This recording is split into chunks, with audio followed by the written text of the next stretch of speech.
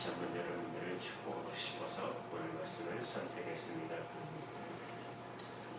사랑하는 여러분, 오늘 말씀 본문은 우리가 하나님의 백성들이 축복을 나눌 때 누렸던 오리지널한 복음의 축복의 말씀입니다. 하나님 24절 한번 보실까요? 여호와는 내게 복을 주시고 25절에도 여호와는 이렇게 시작하고 26절에도 여호와는 이런 축복의 새 제목이라고 할 수가 있습니다. 각각 여호와는 이런 말씀으로 시작되죠. 세 번씩이나 때는 여호와는 이것은 마치 우리 신약시대의 삼위, 성부, 성자, 성령, 삼위 하나님을 연상시킵니다. 그리고 각각의 세 개의 대목의 끝은 반드시 원하노라, 원하노라, 원하노라 이런 단어로 끝나고 있는 것을 보게 됩니다. 호세아 24절에도 여호와는 내게 복을 주시고 너를 지키시기를 원하며 25절에도 여호와는 그 얼굴을 내게 비추사 은혜 베푸시기를 원하며 26절 말씀에도 여호와는 평강을 주시기를 원하노라 이런 단어로 끝나고 있습니다. 다시 말하면 하나님이 우리를 축복하시기를 소원하신다는 것이에요. 여러분, 우리 모두가 축복을 누리기를 원하지만 하나님은 하나님의 백성들이 여러분과 제가 축복을 누리기를 더 소원하신다는 것을 아십니까? 축복은 하나님의 소원이십니다. 축복은 하나님의 기대입니다. 그는 당신의 자녀들이, 당신의 백성들이 축복을 누리고 축복을 베푸는 삶을 살아가시는 것을 너무너무 소원하십니다. 그래서 나는 너희들이 제사장들이 백성들을 축복하기를 원한다고, 그들이 축복을 누리기를 원하노라 이렇게 축복하라고 말씀하고 있는 것입니다. 그렇습니다. 이 놀라운 축복과 함께 저와 여러분들이 이제 한 달을 지났지만 2025년 힘차게 살아가시기를 주님의 이름으로 축복합니다. 이 축복의 기도, 이 기도의 첫 번째는 지키심의 축복입니다. 하나님은 지키심의 축복을 이 주일 아침에 여러분에게, 우리에게 베푸시기를 소원하십니다. 24절입니다. 같이 읽겠습니다. 시작.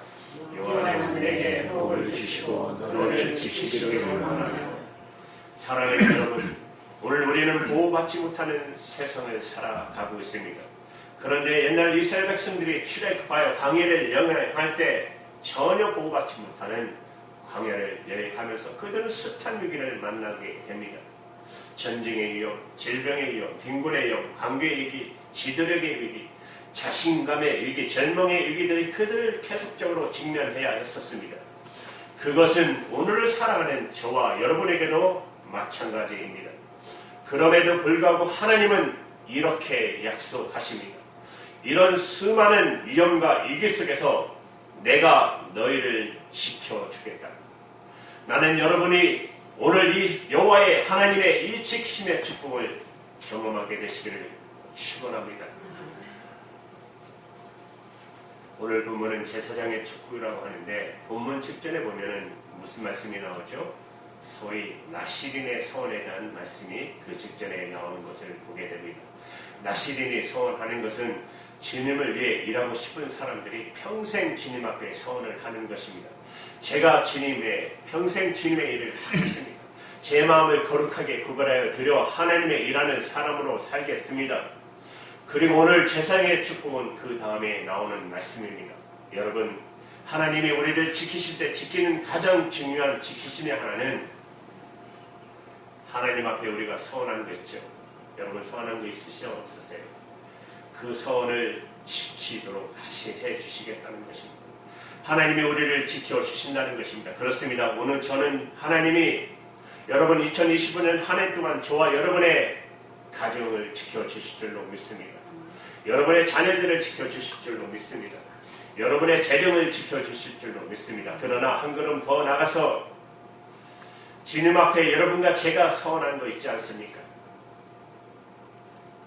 소원을 함부로 하는 것은 아닙니다. 그러나 신앙생활을 평생 하면서도 소원도 한 번 안 해봤다면 저는 이것도 정상적인 신앙생활이 아니라고 생각합니다. 신앙의 감독이 내 마음에 있을 때 우리는 자연히 소원을 하게 되지 않습니까? 하나님 저를 축복해 주십시오. 저 한번 이렇게 제가 멋지게 주님을 섬겨보고 싶습니다. 이렇게 소원하신 거 있잖아요. 여러분 올 한 해 새해도 어떤 서원을 하셨습니까?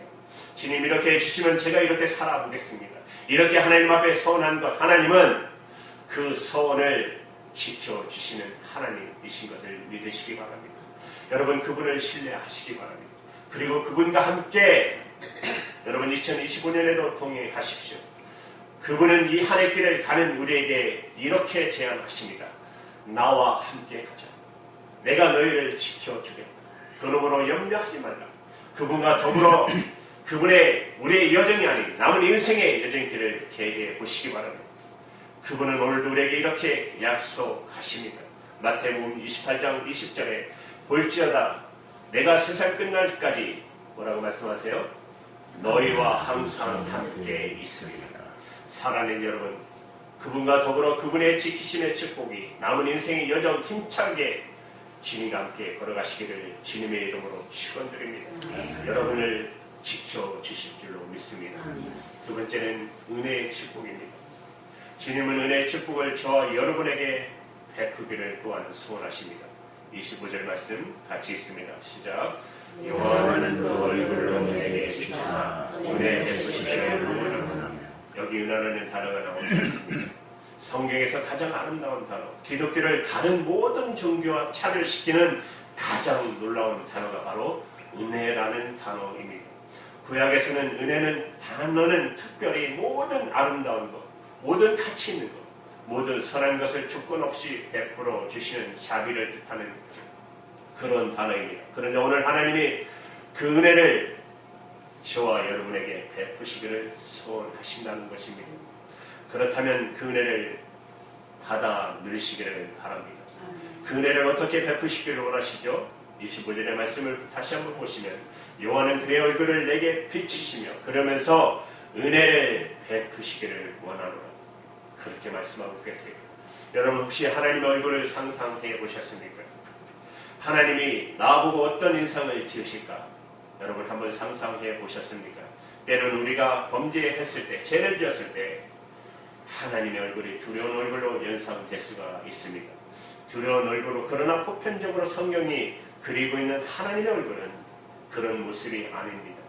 오늘 본문에 나타난 은혜 주시기를 원하시는 하나님, 어떤 모습으로 어떤 인상으로 우리에게 다가오실까요? 여러분 때때로 우리의 자녀들이, 여러분들의 자녀들이 얼굴에 근심의 빛을 띠게 되면 여러분 부모가 더 가슴이 아프지 않습니까? 가슴이 내려앉지 않습니까? 혹시 무슨 일이 있지 않나? 그러나 자녀들이 얼굴이 밝고 환할 때 어떤 느낌을 받으십니까? 부모의 얼굴도 더불어 환해지지 않습니까?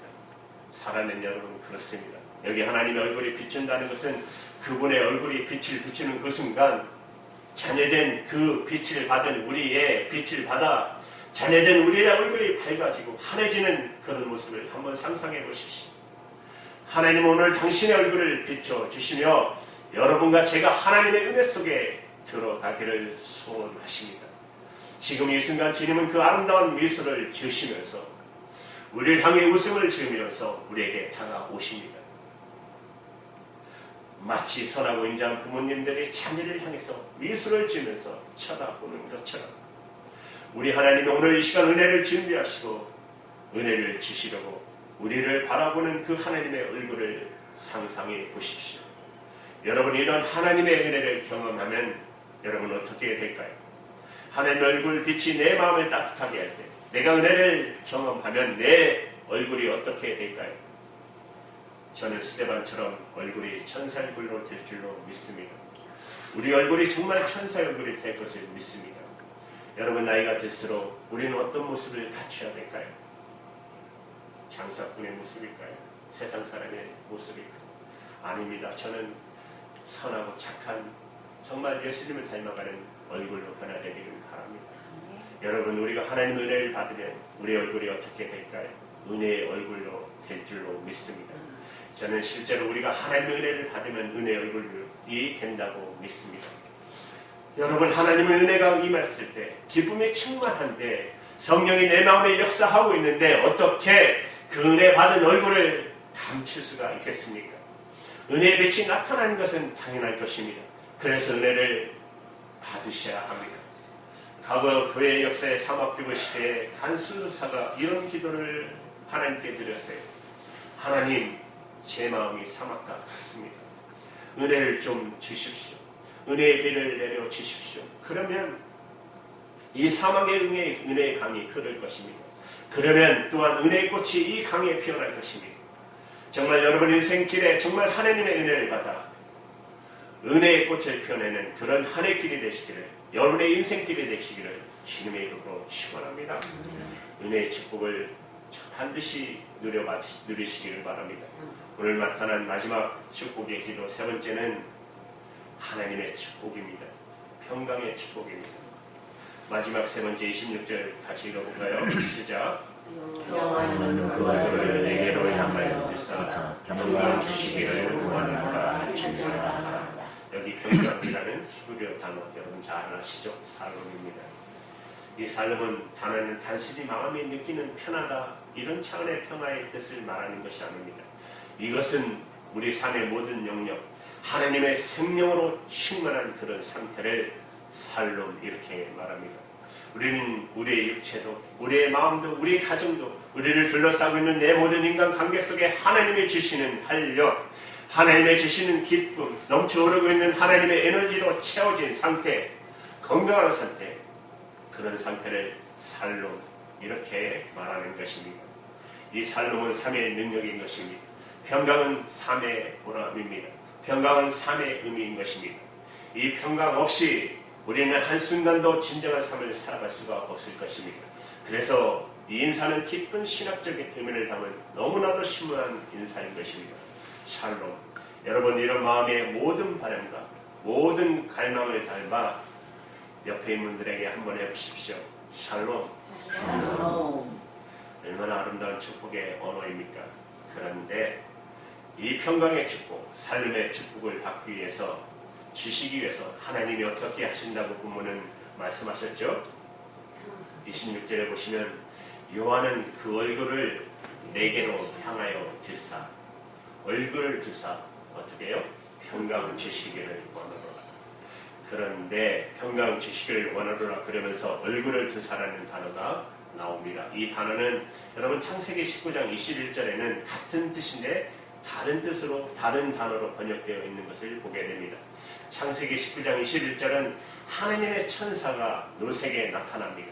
그리고 롯을 향해서 이렇게 축복합니다. 그가 그에게 이르되, 하나님의 천사가 롯에게 하는 말이에요.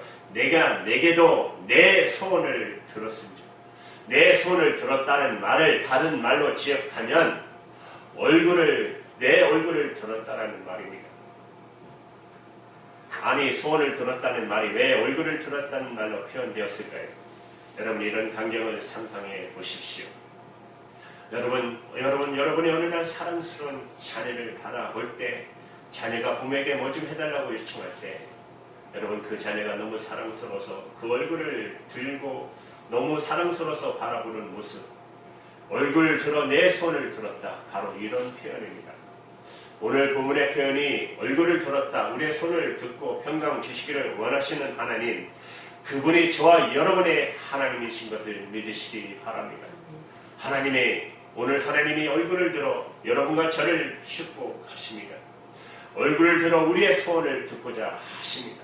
그렇다면 우리가 하나님의 얼굴을 구함이 마땅하지 않겠습니까?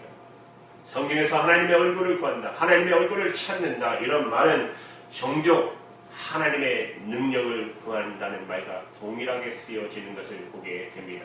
여러분 시편 105편 4절의 말씀을 보세요. 같이 읽어볼까요? 시작. 여호와 그의 능력을 구할지어다. 그 얼굴을 항상 구할지어다. 여호와 그의 능력을 구할지어다. 그의 얼굴을 항상 구할지어다. 병행구어로 쓰여지지 않습니까? 그 얼굴을 구할지어다. 다른 말로 그의 능력을 구할지어다.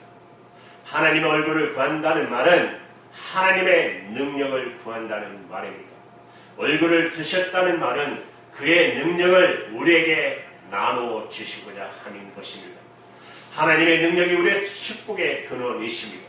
하나님의 능력이 우리의 평강의 근원이십니다. 하나님의 능력이 우리의 살림의 근원입니다. 나는 여러분들이 남은 인생길에 그래서 무엇보다도 하나님의 얼굴을 구하시며 하나님의 능력을 구하시며 사시기를 바랍니다. 성령의 능력을 구하시기 바랍니다. 여러분의 인생길의 여정을 이 하나님의 얼굴을 구하시며 가시길 바랍니다. 그래야만 날마다 평강해질 것입니다. 평강에 충만한 인생길이 될 것입니다. 그 평강이 너무나 넘쳐 이웃들에게 평강을 나눠주시며 사시기를 바랍니다.